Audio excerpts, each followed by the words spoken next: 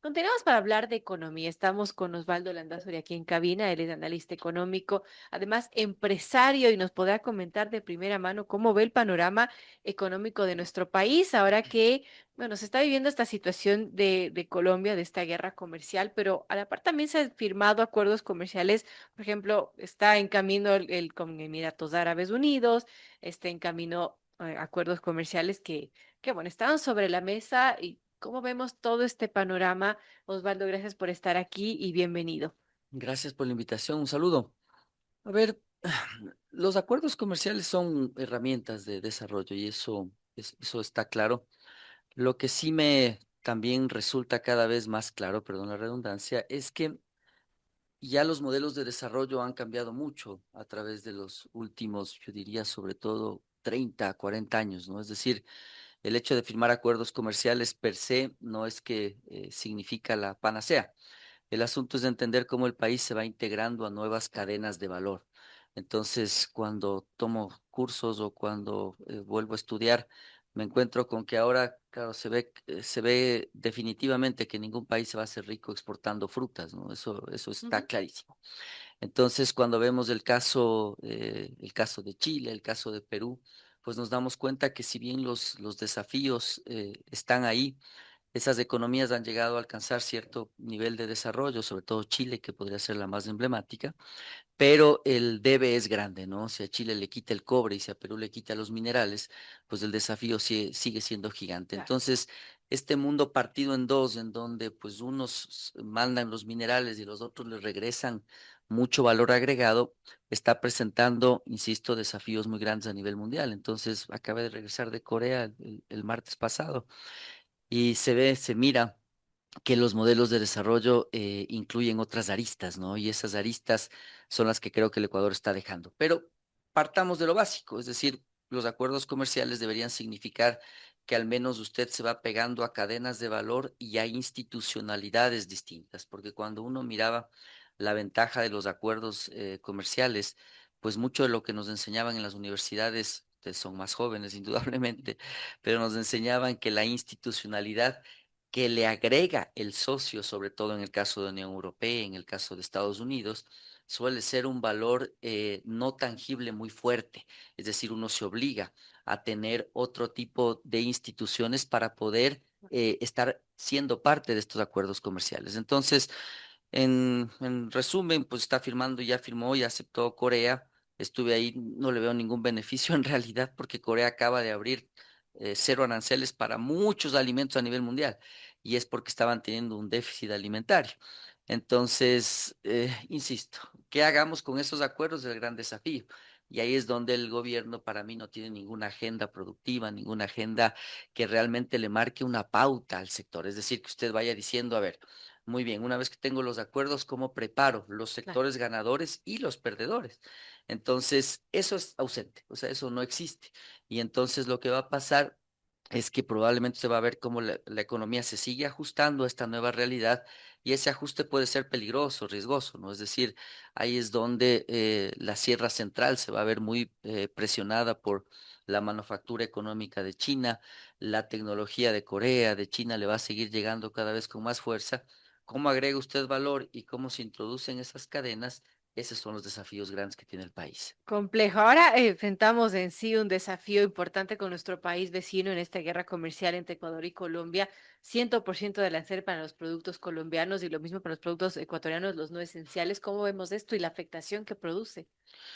Yo fui muy claro en decirle al gobierno, a ver, si ya no le funcionó el 30%, pues ¿para qué el 50 y para qué el 100? ¿No? Es realmente una trampa que le pone Petro y que el presidente Noboa, desde mi óptica, pesca el anzuelo, ¿no? Es decir, Petro es un presidente incómodo, molesto, no solo para nosotros, sino para su propia Colombia, ¿no? Cada declaración que hace es completamente extraña, rara, parece incluso que está fuera de la realidad en muchas de sus entrevistas estar haciéndole caso a ese actor, pues realmente no tenía mucho sentido. Ahora, ya pasar insisto, del 30 al 50 al 100, pues es un error. Fue un error desde el principio porque para mí no medía Ujú. el peso geopolítico que tenía el Ecuador. Yo siempre pensé y siempre lo dije que en esta guerra nadie gana. ¿No? Sería absurdo decir que Colombia gana o Ecuador gana. Claro. Todos pierden, ¿no? Pero el que más puede resistir una guerra de este estilo era Colombia, ¿no? Era Colombia, ¿por qué? Porque Colombia está más integrada a otras cadenas de valor como Mercosur, eso ya lo tenía Colombia desde hace algún tiempo. Colombia tiene salida a los dos océanos. Colombia tiene además una infraestructura que nos lleva adelante algunas décadas. Entonces, era un error, siempre lo fue. Para mí el tema de seguridad, lo dije en Panamá, me entrevistaron algunos medios colombianos, debió haber sido un asunto regional. Yo creo que era un asunto regional claramente. Ahora que Cast está en Chile, hubiera sido interesante plantearlo como un tema en el que se involucra Perú, Chile, Bolivia y entonces tratar de presionar a Colombia de una manera más profunda, más fuerte. El Ecuador solito no iba a hacer nada. Y digo solito porque así se queda, ¿no? Es decir, al final utilizo esta palabra bien quiteña en decir se queda absolutamente solo, se queda ahí en una batalla librada entre dos países pequeños ya y que además ambos tienen mucho que perder. Entonces es un error partiendo además de otro gran concepto que usted va a tener este año, probablemente un mundo inflacionario.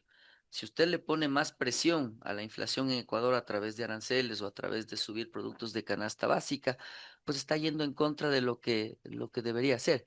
¿Por qué? Porque yo veo que el mundo ahora va a tener inflación, le va a importar, le va a exportar inflación, el Ecuador va a importar inflación, es lo que va a pasar. Es decir, le van a llegar productos más caros de otros lados, le van a llegar presiones por el tema del petróleo, que nosotros no tenemos nada que ver y nada que hacer. Entonces, si a eso además le suman lo que acabamos de firmar con Estados Unidos, que es este acuerdo de comercio recíproco, creo que eso les demuestra también cuánto he visto yo que el mundo ha cambiado en las últimas Claro. 2 décadas. Tanto es así que Estados Unidos le ve que se preocupa por la balanza comercial, siendo lo que es Estados Unidos. Entonces, creo que si el gobierno no tiene claro todos estos elementos de análisis, probablemente vamos a tener más de lo mismo, ¿no? Es decir, ir reaccionando antes que ir planificando respecto a lo que uno ve que va a pasar en el futuro. Pero es complejo realmente. Ahora parece que el FMI al menos está contento con el país porque recientemente aprobó una tercera revisión del acuerdo con Ecuador y desembolsó 600 millones de dólares. Aunque hay quienes son escépticos y dicen que el déficit fiscal que tenemos ahora mismo, eh, tal vez no estaremos llegando a las metas que nos plantea el mismo Fondo Monetario Internacional. ¿Cómo lo ve usted? A ver, ustedes recuerden el año pasado. ¿No? El año pasado tuvimos un déficit de 5.400 millones de dólares, 5.500.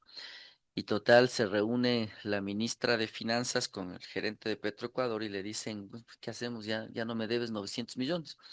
Y entonces el déficit bajó a 4.400 creo, millones, ¿no? Si uno mira eso, pues realmente es una barbaridad. Yo no creo que están dimensionando el problema en el que se están metiendo sus funcionarios públicos. Entonces, a ver, el déficit está alrededor de 5.500 millones luego de haber subido el IVA. ¿Cuánto? Del 12 al 15. Luego de haber quitado subsidios, que me parece muy bien haberlo hecho. Luego de haber cobrado impuestos a las empresas en muchos años, yo ya no sé, ya digo en broma, en serio, cuando el departamento financiero me dice nos falta la contribución, ya no sabe ni de a quién ¿Cuál? es, de Moreno, de Lazo, de Novoa, etcétera. Pero aún así nos falta plata, nos sigue faltando plata. Y entonces la gran pregunta es, bueno, ¿por dónde se resuelve este nudo, este problema? Y el asunto es que esto no se va a resolver si es que el sector público no acompaña esta ecuación con el sector privado. Pues eso es lo lógico. O sea, en un país dolarizado mucho más, pero en cualquier economía en la que usted tiene un sector público que no rinde cuentas, que sigue gastando, que sigue cayendo en esta trampa populista de tratar de mantenerse en el poder y etcétera, pues lo que va a pasar es que nunca va a tener lo suficiente. Eso es lo que va a pasar. Y entonces lo que está viviendo el país es esto, es decir, es una combinación extraña con riesgo país bajo, porque el Fondo Monetario lo que ve, Vero, es que usted está dispuesto a subir el pan y la leche con tal de Claro. pagar la deuda. Entonces, indudablemente el Fondo Monetario, Mm. o más bien dicho, el riesgo país, le va a caer por el lado de la intención y la disposición de pago. Lo que sigue estando en duda en el país es los problemas estructurales que se mantienen, ¿no? Es decir, seguridad social, estabilidad y consistencia y consolidación, aunque si ustedes mencionan esta palabra de consolidación fiscal, le dicen, ¿no? Los economistas, realmente algunas escuelas de negocio ya le dicen, usted está loco. Lo menos que tiene que hacer es pensar en consolidación fiscal. Pero dejando eso a un lado, debe tener Mm. unas cuentas ordenadas por lo menos, ¿no? O sea, debería decir cuánto recibo, cuánto gasto y cuánto me queda. Entonces, en esa línea, lo otro es que uno podría aceptar déficits de este estilo con excelentes servicios de salud, excelentes Claro. servicios de educación, excelente infraestructura, y uno diría, bueno, ¿cuántos años tengo déficit? Muy bien, vale la pena hasta esta... No, pues no tiene ni nada, ni lo uno ni lo otro. Entonces creo que ahí se ratifica el hecho de que el plan necesario ahora va por el lado público y el lado público necesita rendición de cuentas y necesita eficiencia y eficacia. ¿Eso significa despedir gente? No, no necesariamente. Lo que significa es evaluar qué pasó luego de que los maestros subieron su salario en la época de Guillermo Lazo. ¿Se acuerdan de la ley intercultural? Significaron otros 400 Ah, millones de déficit. La pregunta es, a ver, vamos a ver cómo está nuestra rendición de cuentas, cómo está la situación de la educación, lo mismo en salud, lo mismo con medicinas. Entonces, creo que ahí se cierra el círculo, ¿no? Y esto, Vero, hemos venido hablando años. Y entonces, mientras no tengamos la rendición de cuentas del lado público, el lado privado puede estrangularse todo lo que quieran. Es decir, podemos subir el IVA al 18, al 20% mañana, va a seguir faltando plata. Y el problema va a ese es el estar en el problema. lado público. Entonces, y cuando digo lado público, no solo me refiero al gobierno, me refiero a los GATS, me refiero a las empresas públicas. ¿Se acuerdan ustedes que el presidente nos dijo que iba a estar en toditos, otra vez bien quiteño, los directorios de toditas las empresas Ujú. públicas? Pues, ¿y ¿qué ha pasado con eso? No tenemos un balance. No sabemos qué está pasando con Petroecuador, no sabemos qué está pasando con CENEL, con SELEC. Y el resultado entonces, claro, es producción petrolera a la baja, es una ministra que da como información mixta, ¿no? Le dice por un lado apagones, por otro lado programados, por otro lado sí, por otro lado no. Entonces, creo que ahí está el desafío ahora. Hay que enfocarse como sociedad en aquello y por lo tanto el gobierno, una vez que ha pasado ya esta transición de ajuste, que es dura, porque yo les digo, si uno mira los procesos de ajuste que vivió Chile en su momento, que vivió Perú en su otro momento, que lo está viviendo Argentina, siempre tiene un costo social alto. Entonces, ese costo social es fuerte, que valga la pena para algo, pues que digamos ahora la economía ya está estabilizada y por lo tanto podemos ver crecimiento sostenido en los próximos años. Pero lo que vimos el año pasado es rebote, lo que vemos este año va a ser un gran desafío. Creo que esto va a ser un tema interesante para ver si la política, que para mí no existe, pero digamos que ellos dicen que existe, el gobierno me refiero, pues está surtiendo resultados. Excelente diálogo con Osvaldo Landazzo, y analista económico empresario. Hablamos de la situación económica de nuestro país y los distintos desafíos que afrontamos. Osvaldo, es imposible evitar ver cuánto cuesta la gasolina. Hoy amanecimos con unos precios bastante más altos. Ujú, Esto también de cara a que el gobierno hizo la decisión muy dura de quitar los subsidios al extra primero en el 2024 y después del 2025 el diésel. al diésel. ¿Qué va a pasar con el tema de la gasolina? ¿Eso va a incrementar el costo de la vida en el Ecuador? ¿Es solo un factor momentáneo por la guerra en el Medio Oriente? ¿Cuáles Ujú. son sus pronósticos? Difícil pronosticar un mundo tan distinto, ¿no? Es bien complicado y realmente lo que sí he visto yo y vengo de otra entrevista y yo decía, habiendo regresado del Asia, viendo Estados Unidos, lo que se ve es un mundo presionado por inflación. Lo que sí se mira también, estuve en un en curso en línea con la universidad que me formó a mí, la Católica de Chile. Lo que sí se mira, estuve este fin de semana, lo que sí se mira es un mundo distinto. Es decir, Estados Unidos se encargó de romper ese equilibrio global que habíamos tenido luego de Bretton Woods al final de la Segunda Guerra Mundial y se sale de ese equilibrio de OTAN Del y el equilibrio multilateralismo. del multilateralismo y por lo tanto del equilibrio también de la propia Organización Mundial de Comercio en el año 94. Entonces, eso primero, vamos a ver un mundo diferente. Pronosticar ese mundo diferente tiene algunas aristas. Fue interesante que pude leer los medios chinos.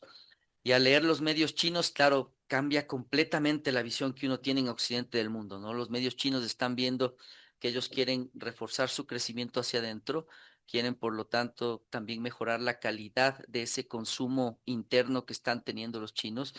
Y eso probablemente haga que la China siga siendo todavía un motor a nivel mundial, pero va a haber un mundo distinto. En esa línea, ¿qué pronostico? Pues tal vez más presión inflacionaria estos años, es decir, este año al menos, es decir, lo de Trump no solo por el lado de guerra, sino por el lado de aranceles, está presionando precios. Es decir, eso es indudable porque les está presionando a las cadenas de valor de todo el mundo. Entonces, primer tema, es decir, va a haber presiones inflacionarias y usted inevitablemente va a importar algo de esa inflación y ya nos está pasando. Ahora, los combustibles, me parece que la decisión fue correcta, la del gobierno.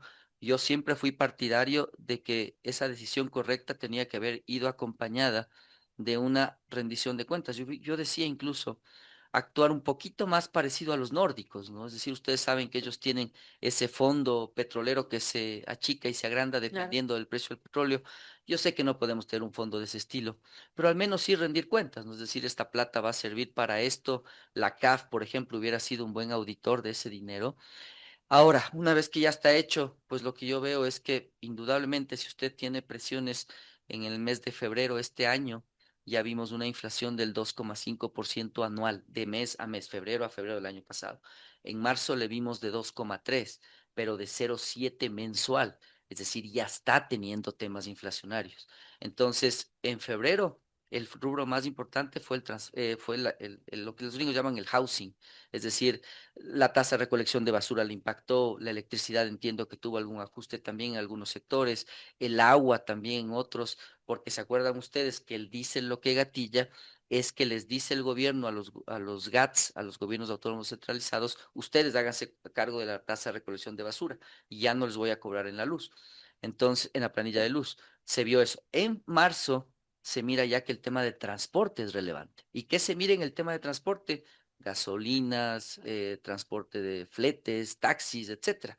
Y se le mira como un tema Ujú. que les pasa por bastante al resto de componentes de precios de la canasta básica. Entonces, ahí creo que está respondido un poco la pregunta. Es decir, si el petróleo va a estar subiendo, claro que va a tener una presión inflacionaria. Pero era insostenible por parte del gobierno central mantener un subsidio a No, no, largo no. plazo Claro, mientras seguía subiendo el precio no. del petróleo y en estas condiciones. Por supuesto, es algo que el gobierno lo hizo bien para mí, fueron decisiones valientes. Y lo mismo, por ejemplo, con la ley de los GATS, porque si te estás ajustando un poco en el tema de También. los subsidios, estás teniendo algo de despidos, estás tratando de reducir el déficit, pero los gobiernos autónomos descentralizados seguían gastando con artistas internacionales. Así es. Tratas de ajustar también esa arista. Sí, sí, sí, está muy bien. El asunto ahora es, primero, que no sirva como un tema más de coerción política esto de los GATS, ¿no? Es decir, que está muy bien que se audite los GATS, que está muy bien. Yo mismo, creo que a Lavero le dije en alguna entrevista, yo decía, una pregunta nada más haría yo, y esa era, ¿usted está de acuerdo con que al menos el 75% de los ingresos de los GATS se dedique a obra física, tangible y auditable? Para mí esa era una pregunta de cajón. El gobierno en cierta medida planteó eso en la última ley relacionada con el gasto y el destino de ese gasto de los gobiernos autónomos centralizados. Me parece muy bien. El asunto ahora es de entender, primero la pregunta de inflación. Sí, veo un mundo inflacionario y veo que inevitablemente va a tener presión.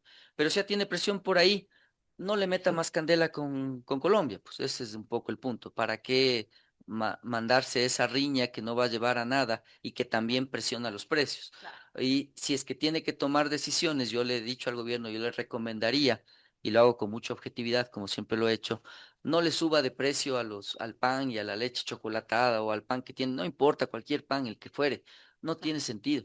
Más bien súbales, ponga el impuesto a los carros eléctricos, a los carros híbridos, tiene ahí acuerdos de tratados de inversión, se llaman acuerdos de inversión que tuvieron los ex gobiernos con varias empresas. Ahí hay centros comerciales, por ejemplo, sabía yo cuando me reuní con el ex ministro Vega, yo no le veo mucho sentido ese gasto tributario, por ejemplo. Yo hubiera atacado eso y no hubiera atacado los productos de canasta básica, pues me parece que es lo evidente.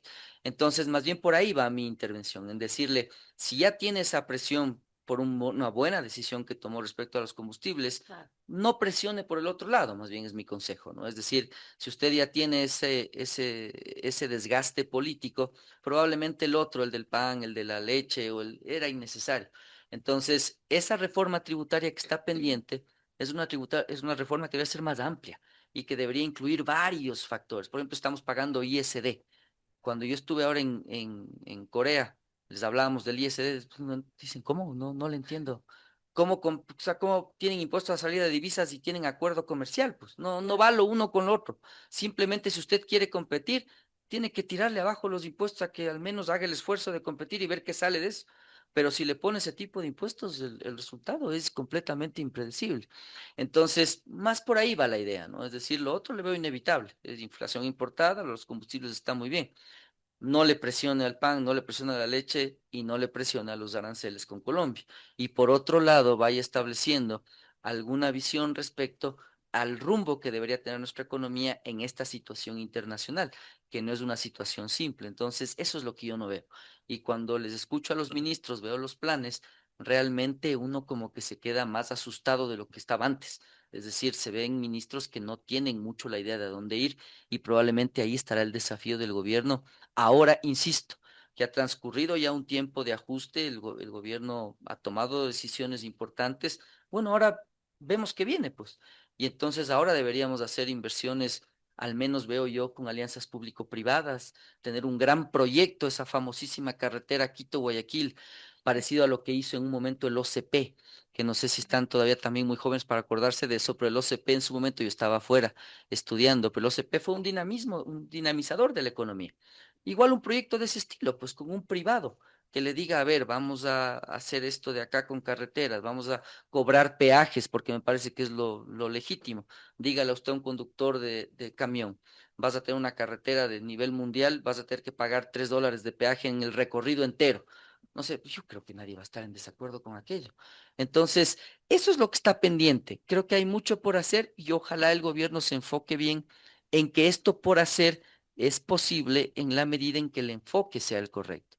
Y ese enfoque debe estar ya no tanto en acaparar más poder, en ver cómo las elecciones siguientes y las adelanto, sino más bien en ver cómo yo ahora sí, con lo que hice en el año pasado, dejo un legado que pudiera ser el relevante, incluso en el caso de una reelección, ¿no?